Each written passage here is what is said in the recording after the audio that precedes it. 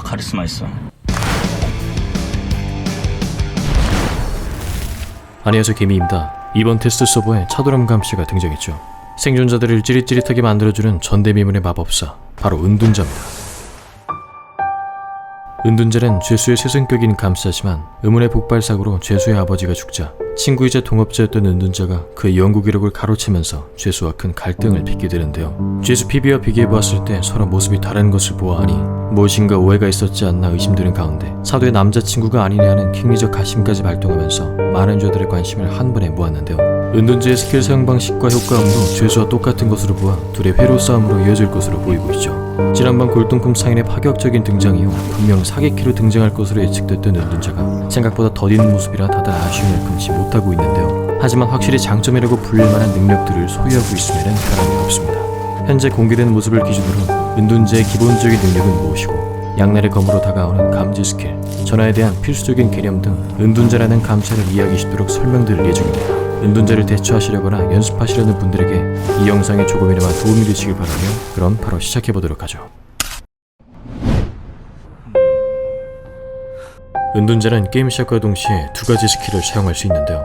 먼저 가장 기본이 되는 기적에 대해 알아보겠습니다.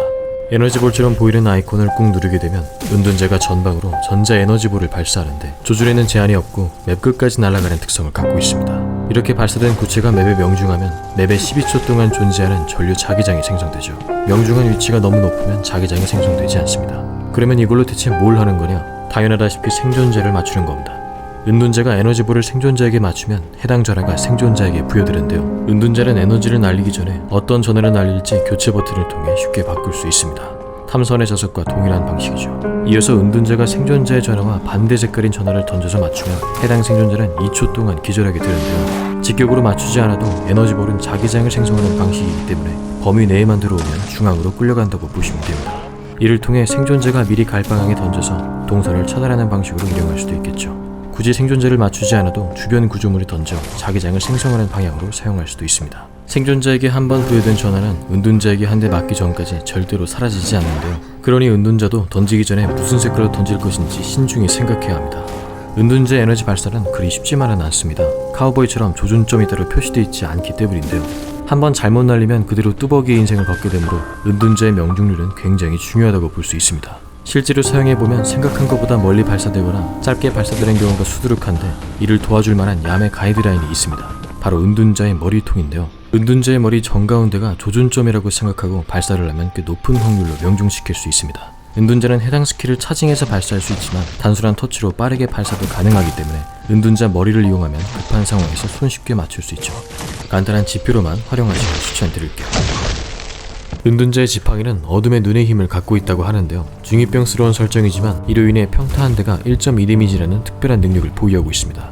1.5 데미지인 요셉과 비슷한 능력이죠. 한 대만 맞춰도 불치병 운영을 할 수 있고 용병도 타 생존자와 똑같이 두 방 컷이 나기 때문에 꽤나 강력한 평타를 보여주고 있습니다. 하지만 나도 모르게 평타 웨이크를 칠 정도로 왠지 모르게 구리게 느껴지는 평타와 차징을 쓰다 보면 자연스럽게 뒷목을 잡게 되는데요. 더군다나 법무구보다 느린 듯한 끔찍한 이동 속도에 안구에 습기까지 차기 시작합니다.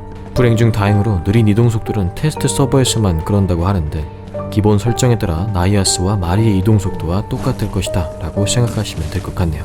은둔자는 에너지 발사 이외로 맵의 모든 암호 장치의 상황을 감시할 수 있는 감지 스킬을 소유하고 있습니다. 지도처럼 생긴 아이콘을 누르면 은둔자가 명상 상태에 진입하며 생존자들이 어떤 해독기를 돌리고 있는지 실시간으로 확인이 가능하죠. 감시만 하는 것이 아니라 암호 장치들을 연결해 폐쇄 회로를 형성할 수 있는데요. 은둔자가 연결시켜 놓은 해독기를 생존자가 해독하게 되면 해독 진행도의 50%만 남고 35%는 연결된 다른 해독기들로 고르게 분배가 됩니다. 분배가 되는 과정에서는 15%의 해독 손실이 발생하게 되죠. 죄수와 똑같은 개념이라고 보시면 됩니다. 죄수는 딱 2개만 연결할 수 있는 것에 비해 은둔자는 최대 5개까지 연결할 수 있고 죄수처럼 딱 2개만 연결도 가능합니다. 이 스킬로 생존자들의 초반 해독을 늦출 수 있겠죠. 한번 연결을 시도하면 60초의 쿨타임이 걸리므로 신중히 스킬을 사용하는 것이 좋습니다. 은둔자가 회로를 연결하면 보라색 전류가 흐르게 되고 보라 전류가 흐르는 해독기를 생존자가 터치하면 생존자에게 빨간색 전화가 자동으로 부여됩니다. 은둔자가 굳이 에너지볼을 날리지 않아도 해독기를 통해 전화를 먹일 수 있는 것이죠. 이렇게 되면 은둔자는 생존자를 보자마자 쉽게 기절시킬 수 있다는 장점을 가지게 됩니다.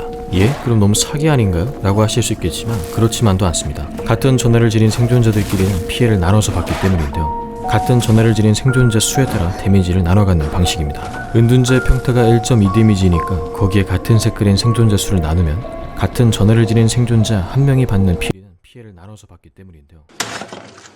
걱정하지 마세요. 외운다고 해결되는 것도 아닙니다. 뭔 소리냐? 은둔자가 연결해 놓은 해독기를 생존자가 만지면 해당 생존자에게 빨간 전하가 부여된다고 했죠. 상태창을 보면 해당 전하가 표시되고 그 옆에 숫자가 도는 것을 볼 수 있습니다. 이건 생존자가 전하를 뒤바꿀 수 있는 쿨타임을 의미합니다. 해당 쿨타임이 끝나면 생존자는 해독기에서 특정 아이콘을 눌러 전하를 뒤바꿀 수 있는데요. 시작 시 50초, 이후 80초의 쿨타임을 가집니다. 이를 통해 생존자들은 어그로 끌고 있는 팀원의 부담을 같이 덜어줄지 아니면 나 몰라라 할지 선택을 할 수 있는 것이죠. 이런 생존자나 감시나 모두 양날의 검으로 다가오게 되는데, 만약 여러분이 희대의 사기캐 킹갓 변호사를 만났다고 칩시다. 해독기 무작정 연결해 놔서 모든 생존자가 전하를 부여받은 상태라면 절대로 끝나지 않는 끔찍한 악몽 속에 되려 갇히게 됩니다. 해독기를 붙잡고 있으면 전하는 자동으로 계속 부여되기 때문에 모두가 계속 분담해준다면 총 6대를 때려야만 첫 사냥이 끝나게 되죠. 하지만 반대로 잡기 쉬운 상대라면 이 특성을 이용해 다른 팀원의 데미지를 축적해 나가는 방식으로 운영할 수 있는 겁니다.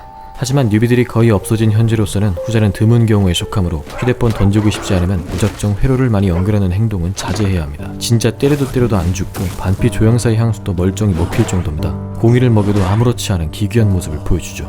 극단적인 예시지만 한 명이 계속해서 데미지를 나눠 받아줄 경우 총 4대를 때려야만 해당 생존자가 쓰러지고, 팀원 모두가 데미지를 계속 나눠 받아준다면 총 6대를 때려야 생존자가 눕게 됩니다. 물론 이렇게 분담을 한다면 나중에 구출이 힘들어지겠지만, 반대로 얘기하면 반피 상황에서도 구출이 가능하기 때문에 생존자도 골치 아프고 감시자도 골 들이는 머리 아픈 운영이 되어버리죠. 은둔자란 도중에 쿨타임과 상관없이 원할 때 언제든 회로를 끊을 수 있습니다. 하지만 무리한 회로 연결은 4인타를 쉽게 불러오므로 적당한 선에서 회로 연결을 해야죠. 생존자 입장에서는 초반만 해독이 느릴 뿐 나중에 가서는 중고 해독기가 생겨있기 때문에 오히려 감시가 힘들어지는 경우도 생기게 됩니다. 죄다 중고 해독기라 아드맞기가 힘들어지죠. 하지만 반대로 생존자들 또한 회로 때문에 아드가 어디서 먼저 켜질지 모르는 상황이 발생하므로 서로에게 변수로 작용됩니다. 따라서 정해진 답이란 게 없고 어떻게 사용할 것인지 서로 간의 실력이 어떠한지에 따라 결정되는 거라 굉장히 다양한 모습들을 보여줄 것으로 기대됩니다.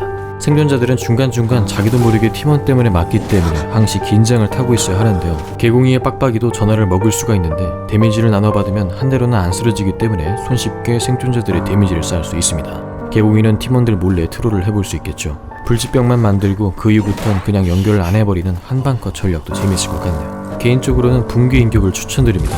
데미지를 나눠 받는 것도 붕괴가 적용됩니다. 여기서 조금 특이한 경우들이 있는데요.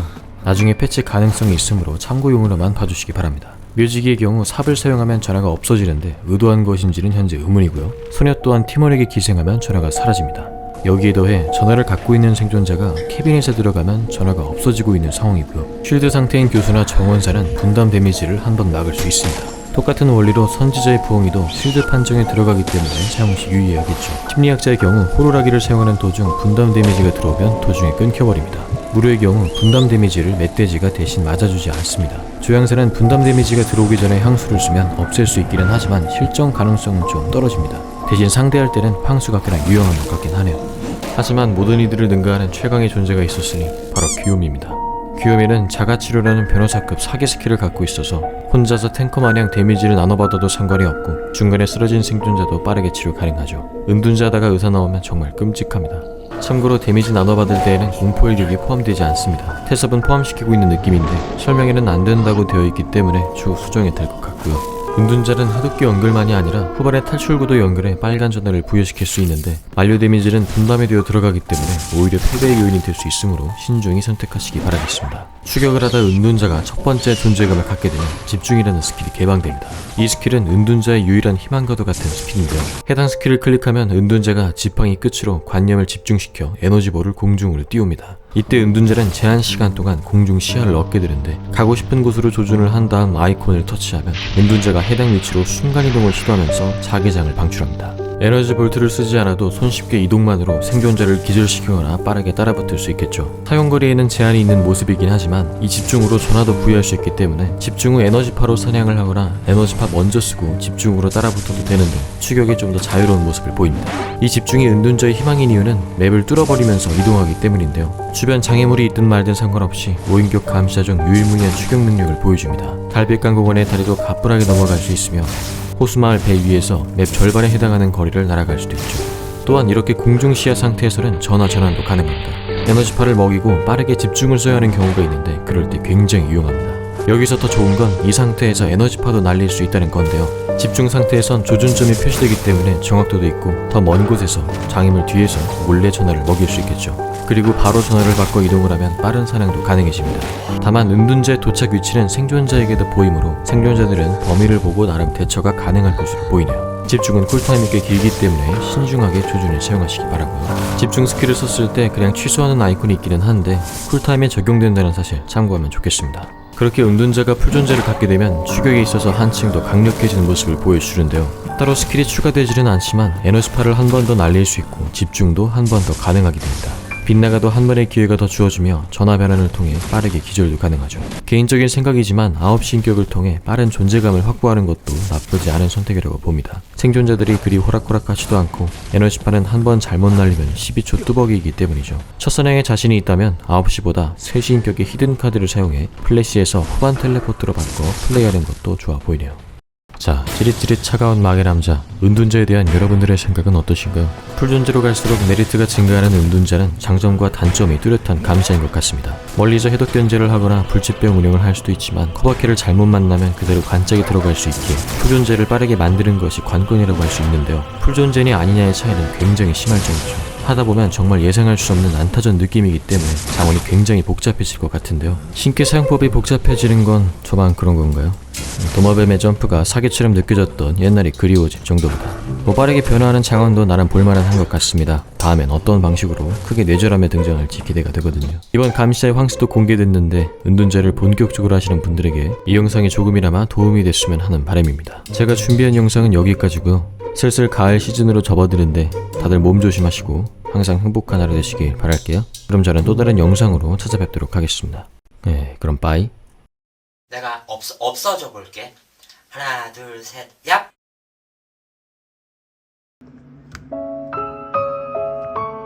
아, 그냥 살짝만 폈을 뿐인데 망했습니다. 흑 떨군 적도 없는데 이렇네요.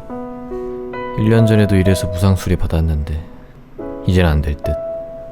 그냥 아이폰 사야 되나? 근데 그러면은 또 계정인기 해야 되는데 안물 안궁이라고요? 지송?